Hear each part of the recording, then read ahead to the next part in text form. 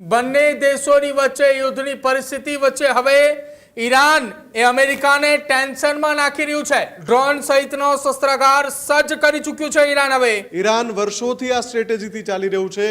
એટલે જ્યારે યુદ્ધ વિરામ આવ્યું તો સૌથી પહેલા એણે ડ્રોનનો શસ્ત્રાગાર ભરવાનું શરૂ કર્યું। સસ્તા ડ્રોનથી કરોડો રૂપિયાના જે રાડાર છે અમેરિકાના એ પણ તોડી પાડવામાં આવ્યા કે અત્યારે જે યુદ્ધ છે એ મિસાઇલ કરતાં વધારે ડ્રોનથી ખતરનાક રીતે આ યુદ્ધ ઈરાન લડ્યું છે। અમેરિકન ઇન્ટેલિજન્સનો રિપોર્ટ કહે છે કે ઈરાન અનુમાનિત ઝડપથી વધારે ઝડપથી શસ્ત્રો બનાવી રહ્યું છે।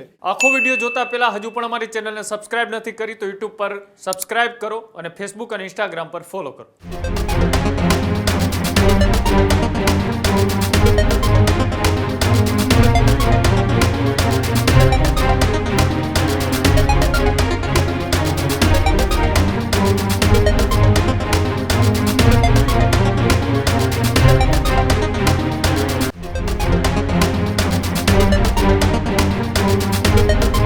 ઈરાન અને અમેરિકાના યુદ્ધની પરિસ્થિતિ વચ્ચે એક સૌથી મોટા અને મહત્વપૂર્ણ સમાચાર સામે આવી રહ્યા છે।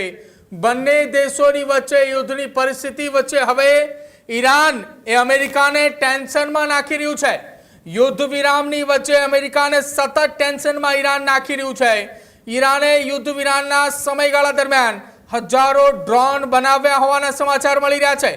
અમુક ડ્રોનના કાફલાથી જ ઉડી અમેરિકાની ઊંઘ ડ્રોન સહિતનો શસ્ત્રાગાર સજ્જ કરી ચૂક્યું છે ઈરાન। હવે માત્ર થોડા જ દિવસોમાં અસંખ્ય લોન્ચ પેડ પણ એક્ટિવ કરી ચૂક્યું છે।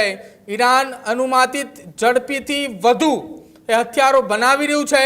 નષ્ટ થયેલી મિસાઇલ સાઇટ્સ પણ ફરીથી બનાવી રહ્યા હોવાની માહિતી અત્યારે સામે આવી રહી છે।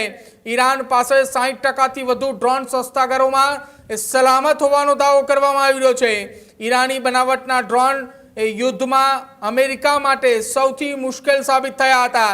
ત્યારે ફરી એક વખત ઈરાનથી ડ્રોનથી અનેક એરબેઝની અંદર મોટું નુકસાન અમેરિકાને થયું હતું અને હવે ફરી એક વખત ઈરાન દ્વારા પોતાના હોમમેડ ડ્રોન બનાવવાની કામગીરી શરૂ કરવામાં આવી છે અને અનેક મોટી માત્રાની અંદર ઈરાન દ્વારા ડ્રોન બનાવવામાં આવ્યા હોવાનો દાવો કરવામાં આવ્યો છે અને એ દાવાથી અત્યારે અમેરિકાની ઊંઘ પણ આરામ થઈ છે। મુફદ્દલ કપાસી મારી સાથે જોડાયા છે। મુફદ્દલ, છેલ્લા કેટલાક દિવસથી યુદ્ધ તો વિરામ છે। ડોનાલ્ડ ટ્રમ્પે વારંવાર અલગ અલગ બહાના શોધી યુદ્ધ વિરામ થોડું લંબાવી રહ્યા છે। એનો સૌથી મોટો ફાયદો અત્યારે ઈરાને ઉઠાવ્યો છે કે જ્યાં તેમણે પોતાના જ ડ્રોનના એટલા બધા મેન્યુફેક્ચર યુનિટ બનાવ્યા હતા અને સાથે જ તેમના લોન્ચ પેડ પણ ત્યાં બનાવી દીધા છે। અમેરિકાની હવે ઊંઘ ગરમ થઈ ચૂકી છે આ તમામ માહિતીઓ સાંભળતા જ।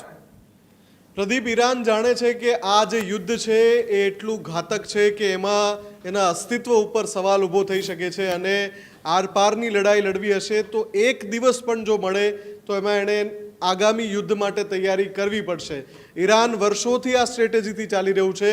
એટલે જ્યારે યુદ્ધ વિરામ આવ્યું તો સૌથી પહેલાં એણે ડ્રોનનો શસ્ત્રાગાર ભરવાનું શરૂ કર્યું।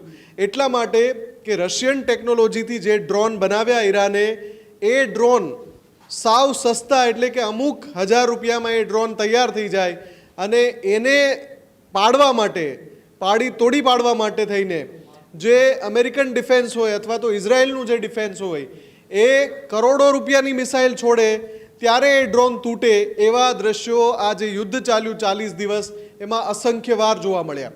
સસ્તા ડ્રોનથી કરોડો રૂપિયાના જે રાડાર છે અમેરિકાના એ પણ તોડી પાડવામાં આવ્યા। સસ્તા ડ્રોનથી અસંખ્ય ઓઇલ ફિલ્ડ ઉપર પણ હુમલો કર્યો ઈરાને। અમેરિકાના જે એરબેઝમાં જે કેટલાક હથિયારો રાખ્યા હતા એ શસ્ત્રાગાર ઉપર પણ ડ્રોનથી હુમલો કર્યો ઈરાને। એટલે આ યુદ્ધથી અને ખાસ કરીને આપણે જોયું છે કે અત્યારે જે યુદ્ધ છે એ મિસાઇલ કરતાં વધારે ડ્રોનથી ખતરનાક રીતે આ યુદ્ધ ઈરાન લડ્યું છે અને એમાં એમને ખબર પડી ગઈ કે ભાઈ સસ્તા ડ્રોન ખૂબ જ મુશ્કેલી સર્જી રહ્યા છે, અમેરિકાની ઊંઘ હરામ કરી રહ્યા છે, ઇઝરાયલની ઊંઘ હરામ કરી રહ્યા છે। એટલે જેવો સમય મળ્યો સૌથી પહેલાં ડ્રોન ઉપર જ કામ શરૂ કર્યું। એટલે જે અમેરિકન ઇન્ટેલિજન્સ છે એણે એક રિપોર્ટ સબમિટ કર્યો કે ભાઈ લગભગ 40 દિવસથી વધારે સમય થઈ ગયો જ્યારથી ઈરાન સાથે સીઝફાયર ચાલી રહ્યું છે। હવે આ જે 40 દિવસનો સમયગાળો છે એમાં ઈરાને પોતાના જે લોન્ચ પેડ નષ્ટ થઈ ગયા હતા મિસાઇલ માટે એ તો બનાવી દીધા, પણ જે ડ્રોન માટેની જે બધી ફેક્ટરી હતી એમાં જ્યાં નુકસાન હતું એ રિપેર કરીને એમાં પાછું ડ્રોન ઉત્પાદનનું કાર્ય શરૂ કરી દીધું. અમેરિકન ઇન્ટેલિજન્સનો રિપોર્ટ કહે છે કે ઈરાન અનુમાનિત ઝડપથી વધારે ઝડપથી શસ્ત્રો બનાવી રહ્યું છે. એટલે કે જેટલા સમયમાં જેટલા શસ્ત્રો બનાવવાની ઈરાનની ક્ષમતા છે એના કરતાં પણ વધારે ઝડપથી એ અત્યારે બનાવી રહ્યું છે.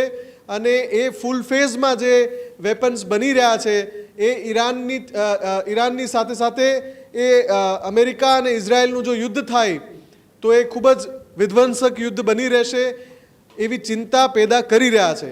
એટલે એક દબાણ પણ અમેરિકા પર બની રહ્યું છે કે જો હવે આટલી ઝડપથી જ્યારે ઈરાન શસ્ત્રો બનાવી રહ્યું છે તો જલ્દી યા તો સમાધાન કરીને યુદ્ધ સંપૂર્ણ પૂરું કરવામાં આવે, અને યા પછી જેમ ઇઝરાયલ અત્યારે દબાણ કરી રહ્યું છે અમેરિકા ઉપર કે ભાઈ હુમલો કરવામાં આવે, હુમલો રોકવામાં ન આવે.